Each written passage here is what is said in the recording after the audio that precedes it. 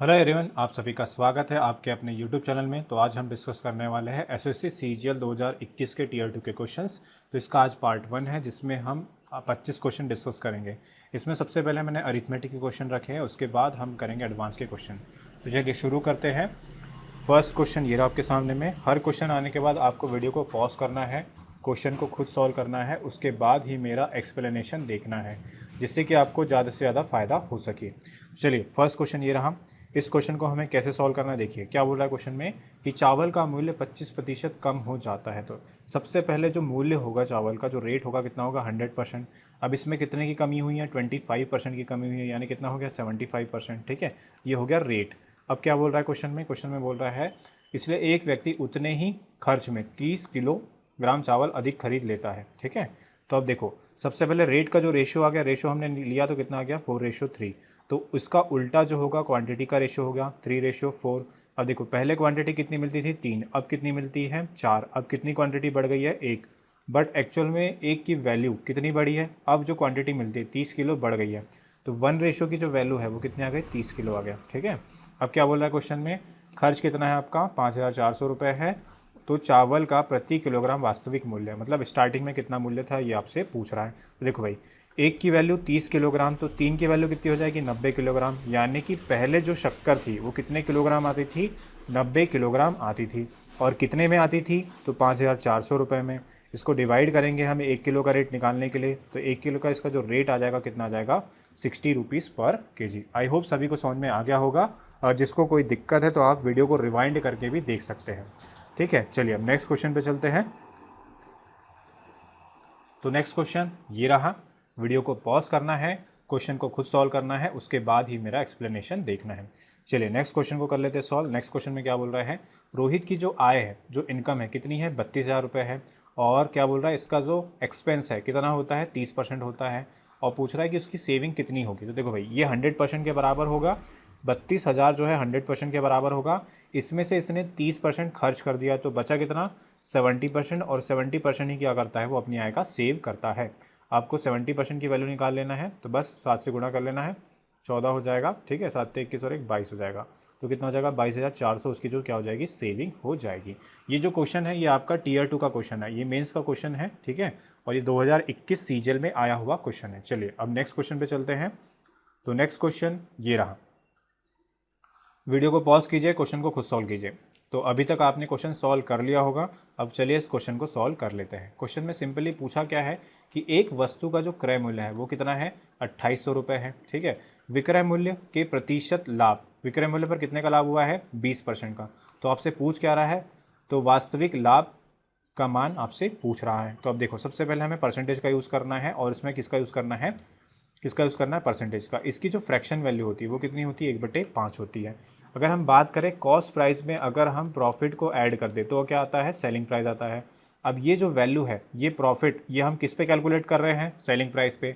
तो selling price यहाँ कितना हो जाएगा 5। ठीक है, और यहाँ प्रॉफिट कितने का हुआ है 1 का। तो इसका मतलब जो कॉस्ट प्राइस होगा वो कितना होगा 4 होगा। 4 और 1 मिलकर कितना हो जाएगा 5। अब देखो 4 की वैल्यू हमें दी है, 4 की वैल्यू कितनी है 2800 रुपये। ठीक है, अब क्या पूछ रहा है भाई, तो उसका वास्तविक लाभ पूछ रहा है। तो लाभ कितने का हुआ था 1 का, तो इसको डिवाइड कर देंगे तो 1 की वैल्यू कितनी आ जाएगी 700, यानी कि इसका आंसर कितना हो जाएगा ऑप्शन नंबर डी। चलिए अब नेक्स्ट क्वेश्चन पे चलते हैं। नेक्स्ट क्वेश्चन ये रहा।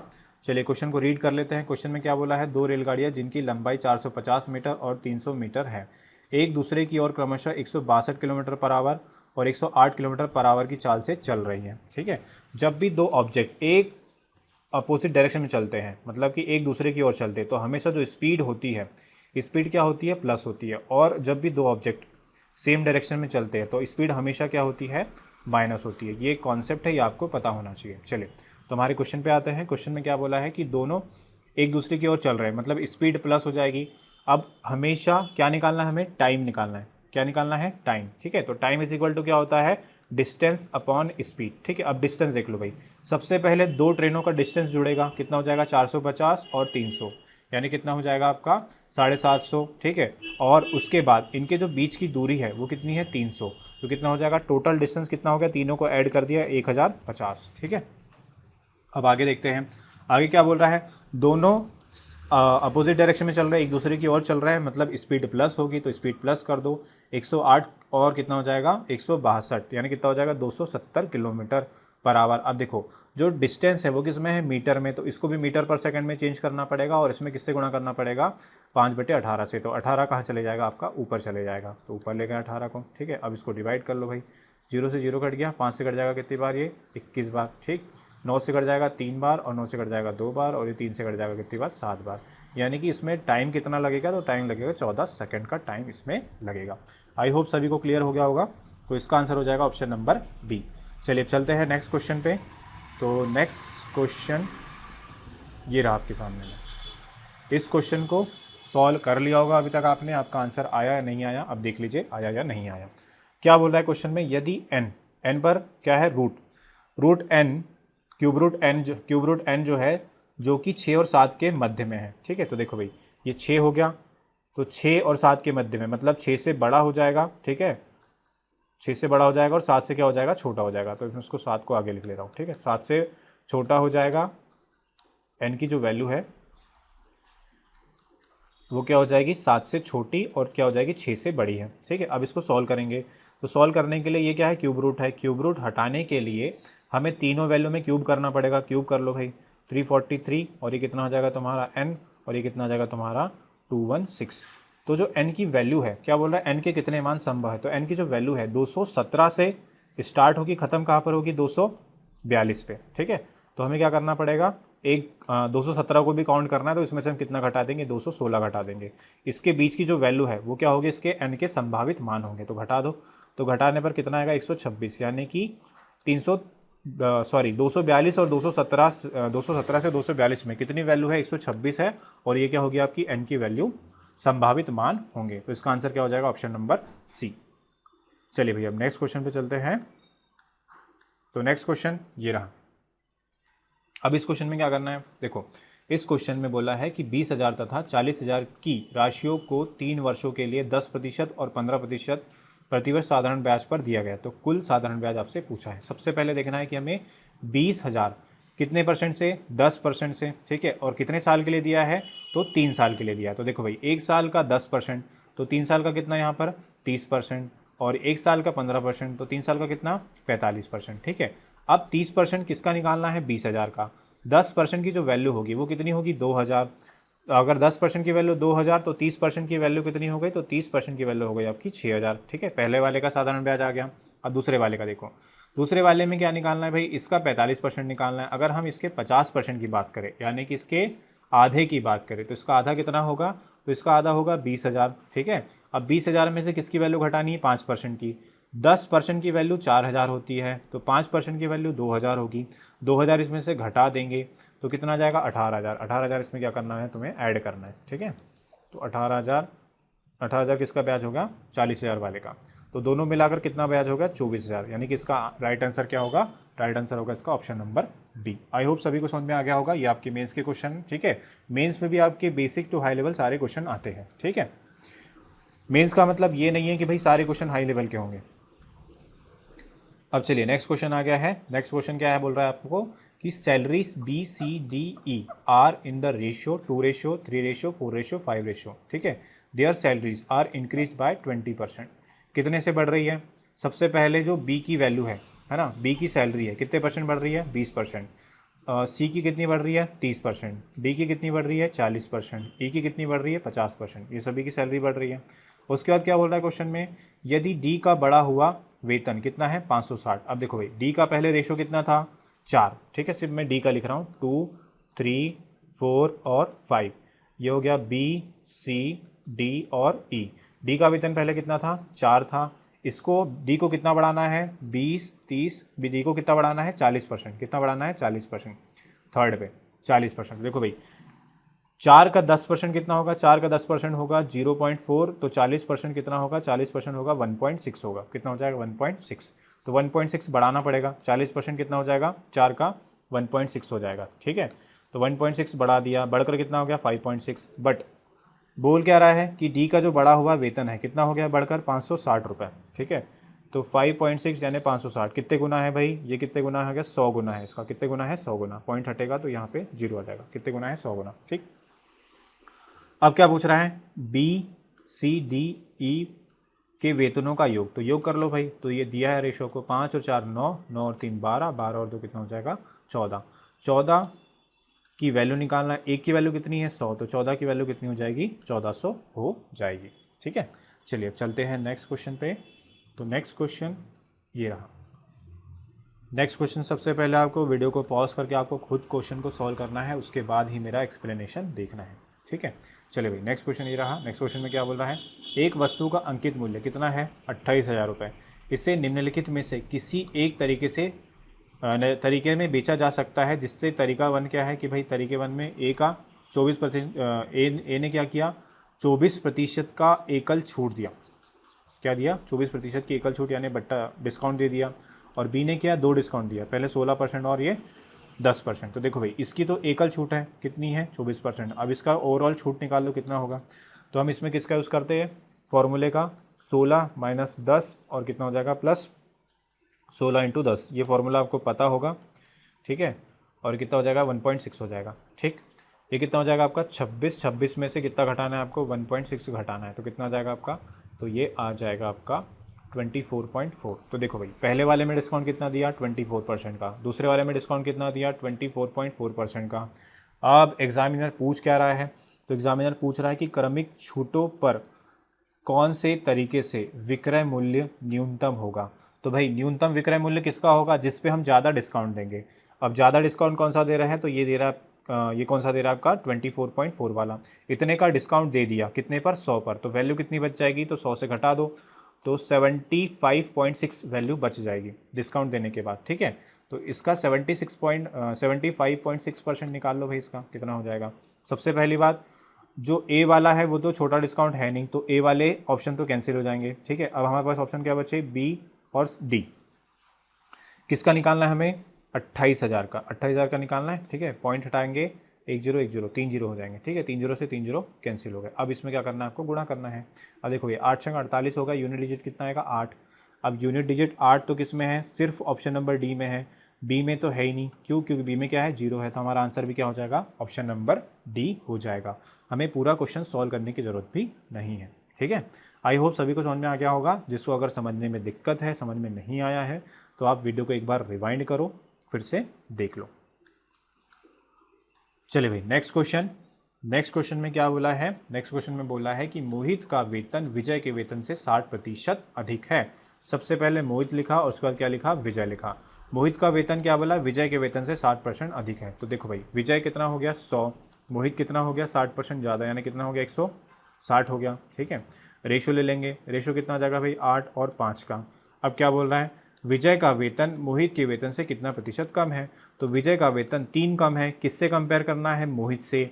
और मोहित कितना है रेशो में 8, और 3/8 की जो परसेंटेज वैल्यू होती है वो कितनी होती है 37.5%, यानी इसका आंसर कितना हो जाएगा ऑप्शन नंबर सी हो जाएगा। ठीक है, क्लियर है सभी को। चलिए अब चलते हैं नेक्स्ट क्वेश्चन पे। नेक्स्ट क्वेश्चन ये रहा, वीडियो को पॉज करो, क्वेश्चन को खुद सॉल्व करो, उसके बाद मेरा एक्सप्लेनेशन देखो। क्या बोला है क्वेश्चन, विनय महेश एक दूसरे से कितने मीटर दूर है 250 मीटर, यानी कि जो डिस्टेंस है वो कितना दिया है 250 मीटर का। वे क्रमशः 36 और 54 किलोमीटर की चाल से एक दूसरे की ओर चलते हैं। अभी मैंने थोड़ी देर पहले बताया कि जब एक दूसरे की ओर दो ऑब्जेक्ट चलेंगे तो हमेशा स्पीड क्या होती है प्लस होती है, अगर सेम डायरेक्शन में जाएंगे तो स्पीड क्या होती है हमेशा माइनस होती है। तो कर लो भाई, क्या बताना है, टाइम निकालना है। तो टाइम इज इक्वल टू क्या होता है डिस्टेंस अपॉन स्पीड। क्या होता है distance upon speed, time is equal to distance upon speed. Distance तो 250 मीटर है, स्पीड कितनी हो जाएगी 36 और 54, यानी कितना हो जाएगा आपका, ये हो जाएगा 90 हो जाएगा। ठीक है, कितना हो जाएगा 90। अब ये तो किलोमीटर पर आवर में है, इसको मीटर पर आवर में चेंज करना है। किससे गुणा करेंगे 5/18 से। 18 से कितनी बार कटेगा ये 5 बार, और ये 25 से कितनी बार कटेगा 10 बार। तो एक दूसरे की ओर आने के लिए 250 मीटर डिस्टेंस कवर करने के लिए कितना टाइम लगेगा, तो उन दोनों को 10 सेकेंड का टाइम लगेगा। ठीक है, आई होप सभी को क्लियर हो गया होगा। चलिए अब नेक्स्ट क्वेश्चन पे चलते हैं। नेक्स्ट क्वेश्चन ये रहा, क्या बोल रहा है क्वेश्चन में कि वस्तुओं ए तथा बी के विक्रय मूल्य समान है। ए को 28% लाभ पर बेचा जाता है तथा बी को 24% हानि पर बेचा जाता है। उसके आगे क्या बोल रहा है, यदि दोनों वस्तुओं का विक्रय मूल्य कितना है 48,640 हो तो ए और बी का क्रय मूल्य बताओ। तो देखो भाई ध्यान से समझ लो, सबसे पहले रेशो निकाल लो। दोनों का जो सेलिंग प्राइस है वो क्या है, सेम है, ठीक है। अब बी को कितने के लाभ पर बेचा, 24% के, यानी इससे कितने में बेचा होगा, 124% में बेचा होगा। उसके बाद दूसरे वाले में क्या बोल रहा है, कितने प्रतिशत हानि पे बेचा, 124%, अच्छा 28% पे बेचा था, 128% का लाभ, यानी कितना हो गया 128%, ठीक है। उसके बाद क्या बोल रहा है, बी को हानि में बेचा, हानि मतलब 100 से कम में बेचा होगा, अरे उल्टा कर दिया क्या मैंने, सॉरी एक सेकंड रुक जाओ। ए को जो है 28% के लाभ पर, यानी ए का कितना हो जाएगा 128% हो जाएगा, ठीक है। बी को कितने की हानि पर, 24%, यानी कितने में बेचा, 76% में बेचा। ए और बी का रेशो निकाल लो भाई, ए और बी का रेशो कितना हो जाएगा, तो ए 76 अपन हो गया कितना 121, 4 से कट जाएगा 19 बार, 4 से कट जाएगा कितनी बार, 4 तिया 12, 4 दूनी 8, रेशो कितना आ गया 19:32। तो इनका जो क्रय मूल्य का रेशो होगा वो भी कितना होगा 19:32 में होगा। तो देखो भाई ये तो 19:32 में नहीं है, ये भी नहीं है, ये भी नहीं है, 19:32 में क्या है, ऑप्शन नंबर 1। तो हमारा आंसर भी क्या हो जाएगा, ऑप्शन नंबर 1 हो जाएगा। ए का जो हो जाएगा 19,000 और बी का हो जाएगा 32,000, ठीक है। आई होप सभी को समझ में आ गया होगा। चलिए अब नेक्स्ट क्वेश्चन पे चलते हैं। तो नेक्स्ट क्वेश्चन ये रहा, क्या बोला है क्वेश्चन में, 3 वर्ष पहले रमन का वेतन कितना था, 45,000 था। उसके वेतन में पहले दूसरे तीसरे वर्ष क्रमशः 10%, A% और 20% की क्या करे हैं, वृद्धि करे हैं, ठीक है। तो बोल रहा है क्या, रमन का वेतन इतना हो जाता है, तो ए का मान आपको बताना है कि ए में कितने की वृद्धि हुई है। देखो भाई सबसे पहले 45,000 की वृद्धि कर लो, सबसे पहले हमें 20% और कितना बढ़ाना है, 10% की वैल्यू बढ़ानी है। तो देखो भाई सबसे पहले मैं देखूंगा कि मैं पहले 20% बढ़ाऊंगा, फिर 10%, फिर A%। अगर मैं इसका 20% बढ़ाऊंगा, 10% की वैल्यू 4500, तो 20% की जो वैल्यू होगी वो कितनी हो जाएगी, 9,000। कितनी हो जाएगी, 9,000। कितना बढ़ गया, कितना हो जाएगा, 54,000, ठीक है। अब कितना बढ़ाना है मुझे, 10% बढ़ाना है। इसका 10% कितना हो जाएगा, 5400 हो जाएगा। 5400 ऐड कर दो, कितना हो जाएगा, 5400 ऐड कर दिया हमने, कितना हो जाएगा, तो 59,400 हो गया। अब ये बढ़कर इससे कितना हो जाएगा, तो 83,160। अब कितना बढ़ा है वो देख लो, माइनस कर दो, इसमें से माइनस करेंगे, 0 में से 0 हो जाएगा, 0 हो जाएगा, 6 में से 0 हो जाएगा, कितना आ जाएगा, 6 आ जाएगा, ठीक है। और 11 में से 4 आ जाएगा, कितना आ जाएगा, 7 आ जाएगा। फिर 12 में से 9 जाएगा, कितना आएगा, 3, ठीक है। और 7 में से 5 जाएगा, कितना आएगा, 3 आ जाएगा। तो कितना हो जाएगा, 23,000। यहाँ कितना आया था, एक सेकंड फिर से देख लेते हैं, 0 आ गया, ठीक है, फिर 6 आ गया, 11 में से 4 गया, 7 आ गया, ठीक है। 12 में से 3 9 जाएगा, 3 आ गया, ठीक है। और कितना आ जाएगा, 2 आ जाएगा, ठीक है। 23,000 आ गया। और किस पर डिस्काउंट दिया है, इस पर डिस्काउंट दिया, ठीक है। किस पर दिया है, सॉरी इस पर बढ़ाया है, तो देख लो भाई 59,400, ठीक है। तो रमन की आय में रमन की आय वर्तमान आय इतनी हो जाती है, तो अब बताना है कि कितना परसेंट बढ़ा है। इसको मैंने मान लिया अप्रॉक्स में कितना, इसको मैंने मान लिया 24,000, और नीचे वाले को मान लिया मैंने 60,000, ठीक है। इंटू कितना कर दिया, 100 कर दिया।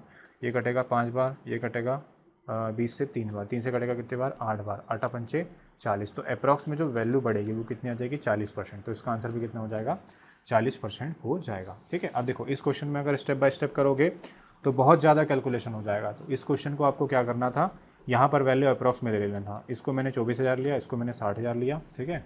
आंसर कितना आ जाएगा अप्रॉक्स में 40,000, क्योंकि जो ऑप्शन है इसमें, ऑप्शन भी क्या है आपके दूर दूर है। और ये जो क्वेश्चन है आपका कहाँ, ये जो क्वेश्चन है आपका एग्ज़ाम में आया हुआ क्वेश्चन है, ठीक है।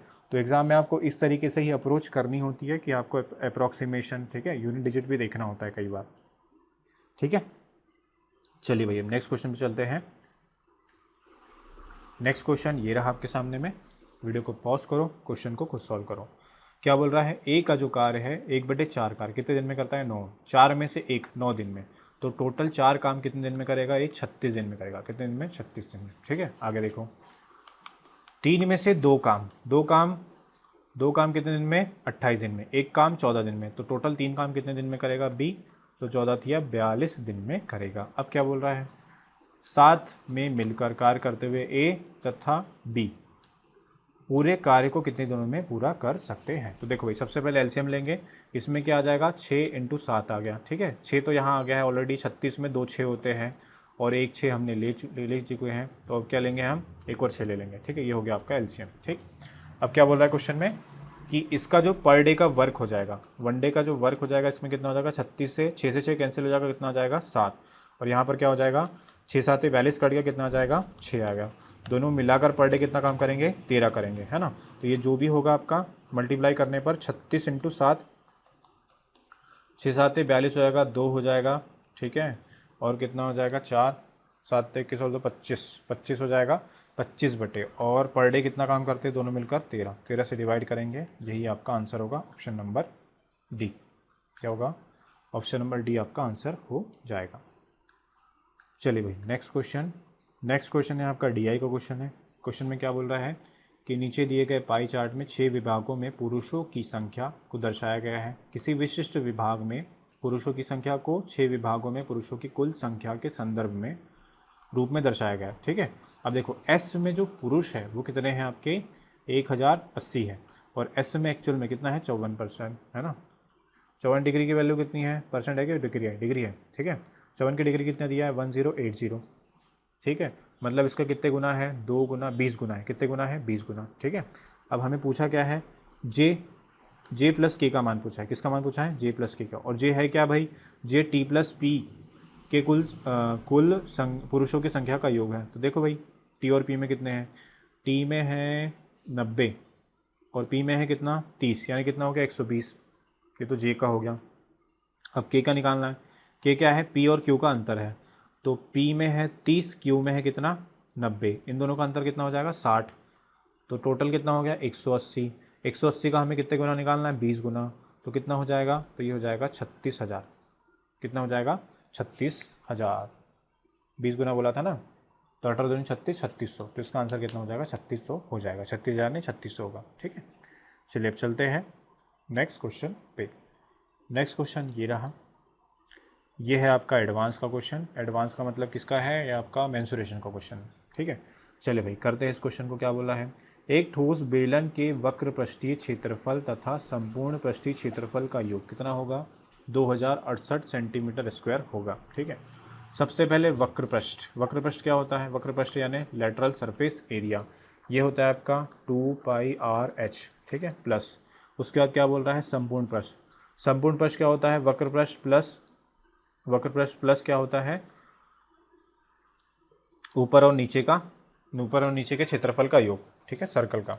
ये हो गया आपका संपूर्ण पृष्ठ 2πr/h, संपूर्ण पृष्ठ हो गया है। और ये किसके बराबर है, 2068 के बराबर है। अब सब में क्या निकालना है, 2πr और 2πr, तो 2πr, यहाँ क्या है h है, यहाँ भी क्या है h है, तो कितना हो जाएगा 2h, और यहाँ क्या बचेगा r बचेगा, ठीक है। और किसके बराबर हो जाएगा, ये 2068 के बराबर हो जाएगा, ठीक है। अब इसको भाई सॉल्व करना है, ठीक है, सॉल्व करना है तो यहाँ सॉल्व कर लेते हैं। 2 × 22/7 हो गया। r की वैल्यू हमें दी है कि r की वैल्यू हमें दी है, कितनी होती है 7 होती है। 2h की वैल्यू नहीं दी है, r की वैल्यू यहाँ पे कितनी होगी 7 होगी, ठीक है। और कितना हो जाएगा 2068 हो जाएगा। अब काट दो भाई, 11 से 22 से 11 से काट दो, 11 से कट जाएगा एक बार, बचेगा 9, 6 बार कटेगा, ठीक है। कितना बचेगा 9 बचेगा, ठीक है। तो 9 बचेगा तो 8 बार कट जाएगा, एक सेकेंड रुक जाओ, ठीक है। कितना था हमारा 2068 था, ठीक है। 2 से काट लो पहले, 4 से काट लो उसको पहले, है ना। यहाँ 11 बचेगा, 5 बार कट जाएगा, ठीक है। और फिर एक बार कटेगा, और फिर कितने बार 7 बार कट जाएगा। अब 11 से काट लो, 11 तो 44 हो जाएगा, ठीक है। और 44 उसके बाद कितना बचेगा 7, 77 हो गया, ठीक है। तो 2h + 7 की वैल्यू कितनी है 47, तो 2h की वैल्यू 47 में से 7 घट जाएगा, कितना आएगा 40, तो h की वैल्यू कितनी आ जाएगी 20 आ जाएगी, कितनी आ जाएगी 20, ठीक है। अब क्या बोल रहा है क्वेश्चन में, बेलन का आयतन निकालना है, तो आयतन निकाल लो भाई। आयतन पता है, आयतन का फॉर्मूला πr² होता है। पाई की वैल्यू 22/7, r की वैल्यू 7 × 7, h की वैल्यू कितनी हो जाएगी 20 हो जाएगी, ये कट जाएगा। और 22 7 154, 154 का डबल कितना हो जाएगा 308, और 1 0 लगा देंगे, कितना हो जाएगा 3080। तो आपका आंसर क्या हो जाएगा, right answer option number C आपका राइट आंसर होगा, ठीक है। चलिए अब चलते हैं नेक्स्ट क्वेश्चन पे।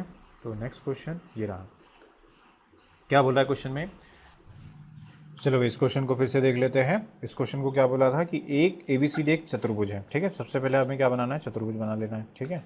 तो हम बना लेते हैं चतुर्भुज। तो हमने बना लिया, एक चतुर्भुज बना लिया, ठीक है। ABC और ये D हो गया। अब इसमें एक AC क्या है, विकर्ण है, जो कितनी की है भाई, 24 सेंटीमीटर की है, ठीक है। उसके बाद क्या बोल रहा है कि AC शीर्ष पर B से एक लंब खींचा, ये हमने लंब खींच लिया B से, ठीक है। और D से एक लंब खींच दिया, एक लंब खींच दिया, ठीक है। और इन दोनों का जो योग है, इस वाले का और इस वाले का, इन दोनों का जो योग है कितना है, 10 सेंटीमीटर है, ठीक।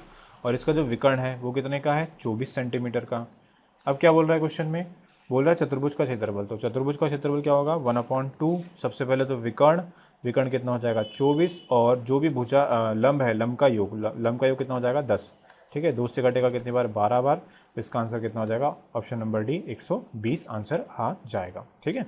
चलिए अब चलते हैं नेक्स्ट क्वेश्चन पे।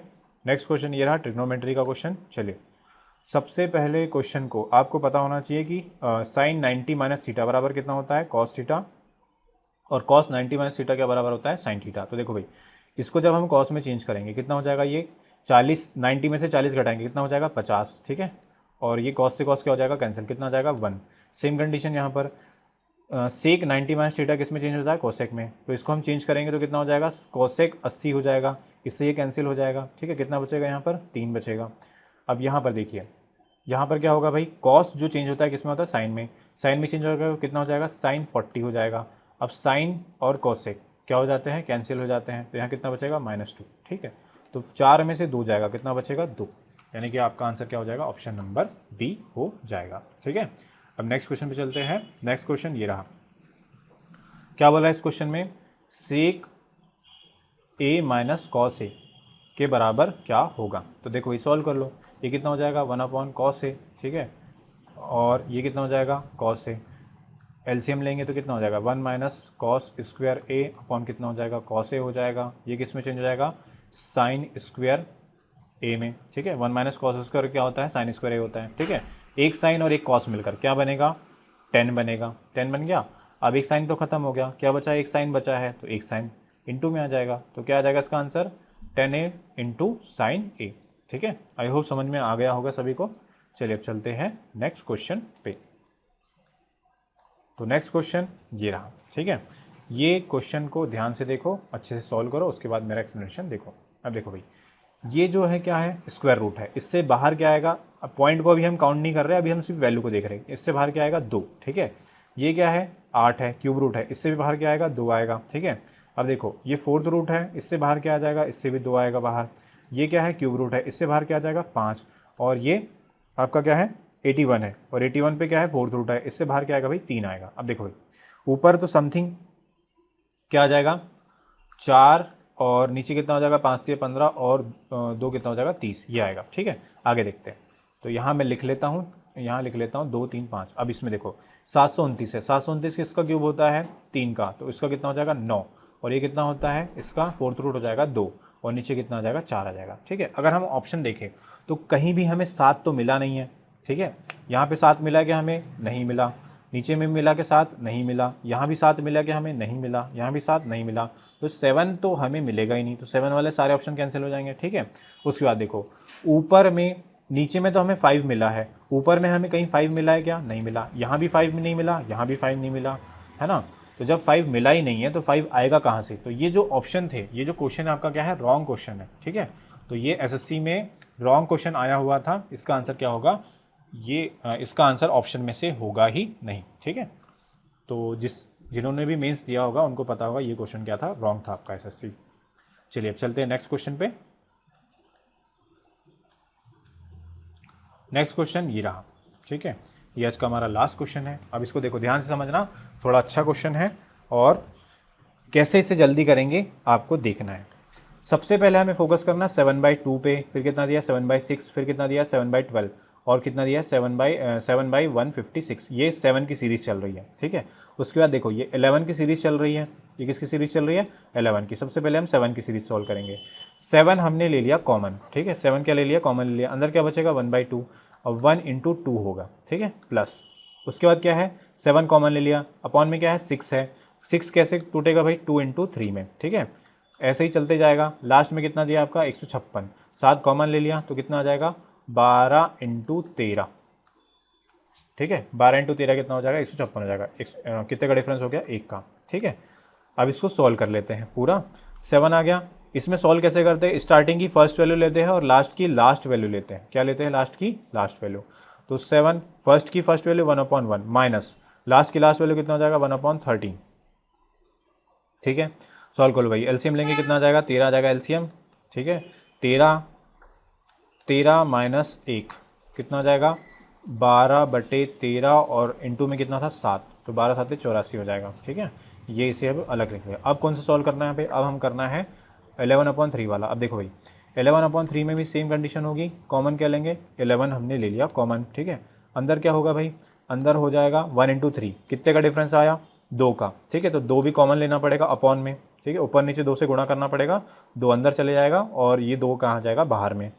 वैसे ही दूसरा क्या दिया है आपको 11 कॉमन ले लिया, 15 दिया है ना, 15 कैसे टूटेगा भाई 15 टूटेगा 3 × 5 में, 2 का डिफरेंस है, 2 के डिफरेंस के लिए हमने ये ले लिया, ऊपर नीचे 2 का गुणा कर दिया, ठीक है। अब लास्ट वैल्यू क्या बच रही है आपकी 11/5 75, मतलब कि लास्ट में आ जाएगा 25 और 2 का डिफरेंस यानी कितना आ जाएगा स्टार्टिंग में 23। इसका कितना आता है 25 × 23 कितना होता है 575 होता है।